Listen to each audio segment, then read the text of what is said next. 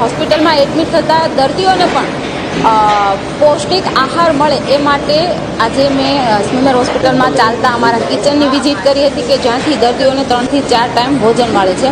ડેરીના 30 રૂપિયા હોય છે ને એની અંદર એને 3 થી 4 ટાઈમ ભોજન મળતું હોય છે. તો આજે મેં વિઝિટ કરી તો એમાં એક લીલું સબ્જી હતું, એક મિક્સ કઠોળ, સબ્જી, રોટી, દાળ, ભાત, શાક, રોટલી અને સેલેડ.